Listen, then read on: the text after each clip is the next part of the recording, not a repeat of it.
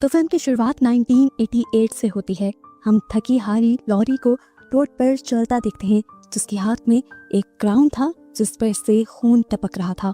Lorry अब बोलना शुरू करती है और कहती है कि लोग हमेशा कहते थे कि मेरा दूसरा नाम कर्ज यानी श्राप है और एक दिन या तो मैं मारी जाऊंगी या फिर मैं किसी को मार कर किलर बन जाऊंगी। और देखो, ये सब सच हो भी गया। वो ऐसा क्यों कह रही थी और उसके साथ क्या हुआ था, ये जानने के लिए कहानी जाती है 2 दिन पीछे। हमें लॉरी का स्कूल दिखाया जाता है जहाँ प्रॉम नाइट की तैयारियां चल रही थी। प्रॉम क्वीन के तौर पर लॉरी ने भी अपना नाम दिया था। उसके अलावा 5 कैंडिडेट्स और भी थी, जिसमें स्कूल की सबसे पॉपुलर लड़की टिफनी और उसके ग्रुप की सभी लड़कियां भी थी, जिसके ग्रुप को वुल्फ पैक के नाम से लोग जानते थे। जिस तरह वुल्फ पैक से लोग डरते थे, इसी तरह इनके ग्रुप से भी पूरा स्कूल डरता था। और एक आखिरी लड़की क्रिस्टी भी प्रॉम क्वीन की एक कैंडिडेट थी, जो असल में छोटी मोटी ड्रग्स स्कूल में और टाउन में बेचकर पैसे कमाती थी। इसी वजह से काफी बदनाम भी थी और प्रिंसिपल उसे कुछ ज्यादा पसंद भी नहीं करते थे। खैर, अब हमें लॉरी की क्लास को दिखाया जाता है, जहाँ पर टीचर सभी के फ्यूचर को डिस्कस कर रहे थे। लॉरी यहाँ पर बताती है कि वो बहुत बड़ी राइटर बनना चाहती है, जो सुनकर टिफनी का पूरा ग्रुप उसका मजाक बनाने लग जाता है। हालांकि टीचर उन्हें चुप भी करवाते हैं, लेकिन वो ये कहकर मजाक बनाने लगे कि इसकी मॉम ने इसके डैड को मारा था, ये वही कहानी लिखेगी। टिफनी की दोस्तों की ये बातें सुनकर लॉरी की दोस्त को बहुत ज्यादा गुस्सा आ जाता है और वो गुस्से में एकदम से अपना हाथ टेबल पर रखकर एक बड़े से चाकू से काट देती है और फिर से उसके हाथ से खून निकलने लगता है, जिससे पूरी क्लास डर जाती है। असल में मेगन ने ये प्रैंक अपनी फ्रेंड लॉरी का बदला लेने के लिए किया था। ये सारे डर गए थे, तो अब वो उनका मजाक बना रही थी। ये देखकर प्रोफेसर मेगन को क्लास से बाहर निकाल देते हैं और हमें पता चलता है कि प्रोफेसर टिफनी के डैड हैं। क्लास खत्म होने के बाद लॉरी उस रेस्टोरेंट में चली गई थी जहां वो वेट्रेस की जॉब करती थी। उसे तंग करने के लिए टिफनी का पूरा ग्रुप यहाँ पर भी आ जाता है और इस टाइम टिफनी अपने फ्रेंड को भी लेकर आई हुई थी, जिससे जब लॉरी खाना सर्व करती है तो हम फील करते हैं कि लॉरी और उस लड़के के दरमियान में कोई अट्रैक्शन है। रात हो जाती है और दिखाया जाता है कि टिफनी की मॉम टिफनी के लिए डिजाइनर ड्रेसेस लेकर आई थी उसकी प्रॉम नाइट के लिए। इसी टाइम पर हम घर में उसके डैड को देखते हैं, जो अपनी वाइफ से कहते हैं कि मैं किसी काम के लिए बाहर जा रहा हूँ। और उनके यहाँ से जाते ही यहाँ पर लॉरी की एक दोस्त आ जाती है, जिसके पास प्रॉम नाइट में पहनने के लिए कपड़े नहीं थे और वो लॉरी से उधार मांगने के लिए आई थी। दूसरी तरफ वो लड़की जो ड्रग बेचती थी, वो जब अपने एक कस्टमर को ड्रग्स देकर वापस आ ही रही होती है कि अचानक उसे ऐसा महसूस होता है कि कोई उसका पीछा कर रहा है। पीछे मुड़कर उसने देखा कि रेड गाउन में कोई आदमी था जो अपना मुंह छुपाए हुए था। इससे पहले कि वो कुछ करती या बचकर भाग भी पाती, वो आदमी पीछे से अपने हाथ में पकड़ी एक्स से उसके सर पर हमला करते हुए उसकी वहीं पर जान ले लेता है। सीन कट होकर सुबह में हमें लॉरी और टिफनी को दिखाया जाता है। टिफनी लॉरी के पास आकर उसे धमकी देती है कि मेरे रास्ते में मत आओ, खुद ही प्रॉम क्वीन बनने से हट जाओ, नहीं तो तुम्हारे साथ बहुत बुरा होगा। लेकिन लॉरी यहाँ एक बात नहीं सुनती उसकी। जबकि दूसरी तरफ लॉरी की दोस्त मेगन क्रिस्टी के घर ड्रग्स खरीदने के लिए आती है, तो क्रिस्टी का फ्रेंड उसे बताता है कि क्रिस्टी तो रात से गायब है। सीन कट होकर फौरन हमें किलर को दिखाया जाता है, जो कॉलेज की बुक खोलकर प्रॉम कैंडिडेट्स में से क्रिस्टी की पिक्चर पर क्रॉस बना देता। रात होने पर दिखाया जाता है कि सभी लड़कियां प्रॉम नाइट के लिए तैयार हो रही थी। तभी टिफनी की मॉम टिफनी से कहती है, तुम्हें हर हाल में लॉरी से जीतना होगा। इस टाइम टिफनी लग भी बहुत खूबसूरत रही थी और उसकी मॉम ने भी अपनी बहुत मेहनत और पैसा लगाया था उसे खूबसूरत बनाने में। जबकि दूसरी तरफ लॉरी एक आम से सूट में खुद ही तैयार हो रही थी। तैयार होने की कुछ खास चीजें भी नहीं थी उसके पास, पर तभी उसकी मॉम उसके पास आकर उससे माफी मांगती है और कहती है कि मेरे नाम की वजह से तुम्हें सोसाइटी में बहुत कुछ सहना पड़ता है। लॉरी अपनी मॉम को कहती है, मॉम कोई बात नहीं, मैं आपका नाम क्लियर करने के लिए ही तो प्रॉम में हिस्सा ले रही हूँ। अब प्रॉम स्टार्ट हो जाता है और सारी प्रॉम गर्ल वॉइस प्रिंसिपल की मर्जी के बगैर सारे स्टूडेंट्स को इम्प्रेस करने के लिए डांस करती है। जिसके बाद मेगन एक और प्रैंक करती है और टिफनी के नकली सर को वो एक जूस के अंदर रख देती है, जिससे सच में ऐसा फील हो रहा था कि किसी ने टिफनी का ही सर काट दिया है। टिफनी को ये लोग देखकर बुली करने लग जाते हैं और उसे बहुत ज्यादा गुस्सा आता है। दूसरी तरफ टिफनी की ग्रुप की एक लड़की अपने दोस्त को लिए एक क्लास में आई थी, जहां वो अपने फनी पोस्टर्स देखकर गुस्से में आ जाते हैं। ये किसने किया होगा, गालियां देते हुए वो इस इंसान को ढूंढने के लिए बाहर गई और थोड़ी देर में जब वो वापस आई तो उसकी हालत देखने के काबिल नहीं बची थी। उसकी सारी आंतें पेट से बाहर थी। खून से सनी वो खुद जब अपने दोस्त को मदद के लिए बुलाती है, तो तभी पीछे से किलर आकर एक इलेक्ट्रिक कटर से उसके दोस्त के ऊपर भी हमला कर देता है और बेरहमी से उसके दोनों हाथ काट देता है। और इस तरह इन दोनों की यहाँ पर मौत हो जाती है। यहाँ लॉरी को किसी ने फूल भेजे थे, जिसे वो चेक कर रही थी तभी टिफनी आकर उसकी मॉम के पास्ट के बारे में उसे बहुत बुरा भला कहती है और उसे तंग करने लग जाती है, जिससे लॉरी को इस वक्त बहुत ज्यादा बुरा लगा था। वो इमोशनल हो गई थी, वो वॉशरूम में जाकर रोने लग जाती है और टिफनी की दोस्त को भी आज उसकी इस हरकत पर गुस्सा आया था, इसलिए वो लॉरी की मदद करने के लिए उसे दिलासा देने के लिए वॉशरूम में आती है और उसे टिफनी का मेकअप पाउच देते हुए उसका मेकअप ठीक करने को कहती है। टिफनी की दोस्त होते हुए लॉरी की मदद करने की वजह से टिफनी को अपनी ही दोस्त पर गुस्सा आ जाता है और इतना ज्यादा आ जाता है कि वो उसे मारने पर तुल जाती है। यहाँ पर लड़कियां मिलकर ये लड़ाई छुड़वाते हैं और इसके बाद लॉरी और टिफनी के दरमियान में एक डांस कंपटीशन होता है, जिसमें लॉरी ने बहुत अच्छा डांस किया था और टिफनी ने जुनून और गुस्से में आकर इतना फास्ट डांस किया कि सब उसके डांस को बंदर का नाच कहने लगे और ऐसे उसकी बहुत बेइज्जती हुई और प्रॉम में उसका मजाक बन गया। सबके सामने मजाक बनने के बाद टिफनी का दोस्त भी उससे दोस्ती तोड़ देता है और लॉरी के पास चला जाता है, क्योंकि उसे लॉरी अच्छी लगती थी पर वो हिम्मत जुटाकर कभी उससे कह नहीं पाया था। अब टिफनी की वो दोस्त जिसने लॉरी की मदद की थी, जब वो चेंजिंग रूम में चेंज करने के लिए जाते हैं तो किलर वहाँ भी आ जाता है। उनसे डरकर वो पीछे ही मुड़ी थी कि वहाँ पर एक दूसरा किलर भी था जो उसकी सोच से पहले ही उसके सर पर चाकू मारते हुए उसका मर्डर कर देते हैं। और इस सीन से पता चलता है कि किलर एक नहीं बल्कि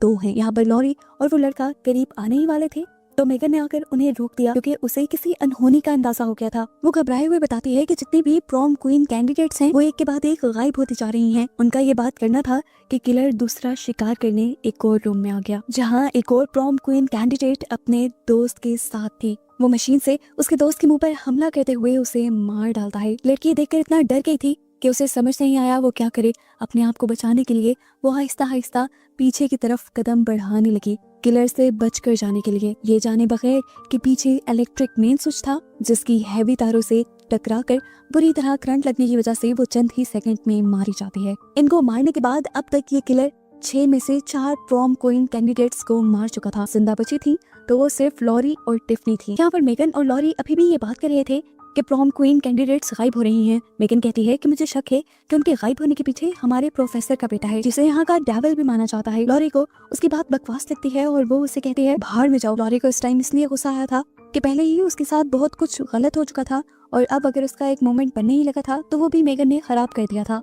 मेगन को अपने दोस्त के इस बिहेवियर से गुस्सा तो आया था, लेकिन खैर वो यहाँ से चली गई और जैसे ही बेसमेंट में गई तो उसे 3 लोगों की लाशें दिखी, जिसे देखकर वो घबरा गई। जबकि ऊपर लॉरी अपने दोस्त के साथ ऑडिटोरियम में आ गई। इससे पहले कि ये लोग यहाँ पर कोई बात करते या कुछ भी करते, पीछे से किलर आकर एकदम से उस लड़के के सर में ऊपर से चाकू स्टैब कर देता है और उसकी वहीं पर मौत हो जाती है। जिसके बाद ये किलर अब लॉरी के पीछे पड़ चुका था और लॉरी अपनी जान बचाने के लिए वहाँ से भाग रही थी। बचने के लिए वो भागते हुए बेसमेंट में चली जाती है, जहाँ पर उसे डरी सहमी मेगन भी मिल जाती है। उसने यहाँ पर सभी लाशों को भी देख लिया था। उसकी घबराहट बहुत ज्यादा थी किलर मेगन और लॉरी दोनों के पीछे था। अपनी जान बचाने के लिए ये एक डक से होते हुए वहां से निकलते हैं और सबको अलर्ट करने के लिए जल्दी से जाते हैं उस हॉल में जहाँ पर ये प्रॉम का फंक्शन चल रहा था। वो जल्दी से स्टेज पे चढ़ती है माइक में बोलने के लिए और यहाँ पर वॉइस प्रिंसिपल उसे उसका प्रॉम क्वीन का क्राउन पहनाने लग जाते हैं। क्योंकि उसे सबसे ज्यादा वोट मिले थे, वो जीत गई थी और प्रॉम क्वीन बन गई थी। लेकिन इसे इस टाइम इस चीज की कोई खुशी नहीं थी,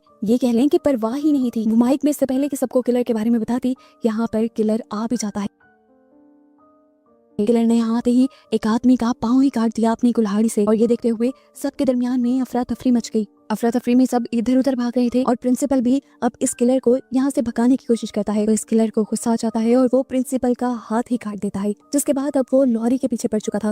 लॉरी को बचाने के लिए उसके दोस्त मेगन इस किलर को पीछे से पकड़ लेती है और जब ये किलर मेगन को ही मारने वाला होता है तो लॉरी तेजी से पीछे मुड़कर अपना क्राउन इस किलर की आंख के अंदर स्टैब कर देती है, जिससे उसे बहुत ज्यादा दर्द होता है। वो वहीं पर गिर जाता है और इन लोगों को मौका मिल जाता है उस किलर को देखने का। ये कोई और नहीं थे बल्कि उनके प्रोफेसर थे, टिफनी के डैड थे। टिफनी की मॉम भी जो इस स्कूल में प्रोफेसर थी, वो अपने हस्बैंड को यहाँ देखकर शॉक रह जाती हैं। उनसे पूछती हैं कि आखिर आपने ऐसा क्यों किया। तो प्रोफेसर कहते हैं हम दोनों ही तो चाहते थे कि प्रॉम क्वीन सिर्फ हमारी ही बेटी बने, क्योंकि लोग हमेशा विनर्स को याद रखते हैं, इसीलिए मैंने बाकी सबको मारने का फैसला कर लिया। थोड़ी देर में पुलिस आकर इस प्रोफेसर को गिरफ्तार कर लेती है और मेगन जो इस टाइम जख्मी हो चुकी थी उसे हॉस्पिटल लेकर जाया जाता है। पुलिस वाले टिफनी को उसके घर छोड़ने चाहते थे। टिफनी की मॉम भी उनके साथ जाना चाहती थी, लेकिन पुलिस वालों ने बयान लेने के लिए उसे रोक दिया। तो यहाँ लॉरी ने टिफनी के साथ जाने का फैसला किया, क्योंकि ये दोनों आमने सामने के घरों में रहते थे। टिफनी बहुत ज्यादा टूट चुकी थी, जो हुआ था गलत हुआ था उसे भी एहसास था, इसलिए वो लॉरी से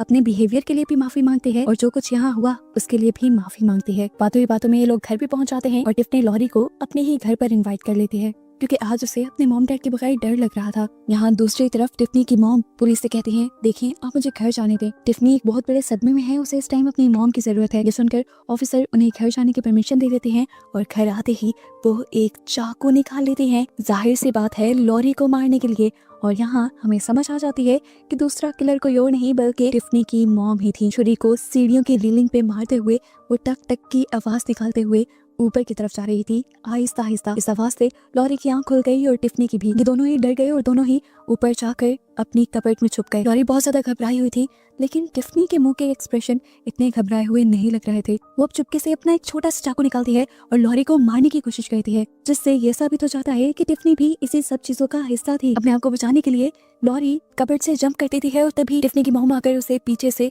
चाकू स्टैब कर देती है। शुक्र था कि वो नीचे गिर गई और चाकू ने सिर्फ उसे जख्मी किया, मारा नहीं। वो उठ खड़ी हुई तो टिफनी की मॉम बोली तुम्हें मर जाना चाहिए, तुम्हारी फैमिली का ये रूल बन गया है हमसे चीजें छीनने का। पहले मैं तुम्हारे डैड से प्यार करती थी, लेकिन फिर तुम्हारी मॉम आ गई और मेरे से उसको छीन के ले गई, और अब तुम मेरी बेटी से प्रॉम क्वीन का टाइटल छीनना चाहती थी। उस टाइम जब तुम्हारी मॉम ने तुम्हारे डैड को मुझसे छीना तो गुस्से में मैंने तुम्हारे डैड को ही खत्म कर दिया, क्योंकि जो मेरा नहीं हो सका वो किसी का भी नहीं हो सकता। ये सुनकर लॉरी शॉक में थी कि उसकी मॉम ने पूरी जिंदगी जिस इल्जाम में गुजारे वो जुर्म तो उन्होंने किया ही नहीं था। यहाँ पर टिफनी अब अपनी मॉम के सामने आती है और कहती है कि आपने अपना बदला खुद लिया था और मुझे भी अपना बदला खुद लेने दे। ये कहते ही वो लॉरी को मारने के लिए उसके करीब होती है तो लॉरी उसे टांगे मारते हुए अपने से दूर करती है। वो सीढ़ियों की ग्रिल पर लगती है और ग्रिल टूटकर वो नीचे गिर जाती है, जहाँ एक बहुत बड़ा सा डेकोरेशन पीस रखा था जो उसकी बॉडी के अंदर स्टैब हो गया और उस पर लटक कर ही टिफनी अपनी ही मौत मारी गई। ये देखकर टिफनी की मॉम और भी ज्यादा चिढ़ जाती हैं, उनका गुस्सा और भी ज्यादा भड़क जाता है और बदले की आग भी। इससे पहले कि वो लॉरी के ऊपर हमला करती, लॉरी पीछे से एक अलमारी का कांच तोड़ते हुए वहां से ट्रॉफी निकालकर टिफनी की मॉम के ऊपर ही हमला कर देती है। लेकिन इस हमले के बाद भी वो मरी नहीं थी। वो लॉरी को बुरा भला कहती है और लॉरी एक और मर्तबा उसके ऊपर हमला करते हुए उसे सीढ़ियों से गिरा देती है और खुद इस घर से बाहर निकल आती है। मूवी के पोस्ट क्रेडिट सीन में दिखाया जाता है कि जब टिफनी की मॉम मरी तो उसके खून से जमीन पर एक रिचुअल वाला सर्कल बन गया था, जो इस चीज का सबूत था कि ये लोग ब्लैक मैजिक जैसी चीजों में भी इन्वॉल्व थे। और बस यही सब दिखाते हुए कि मूवी यहाँ खत्म हो जाती है।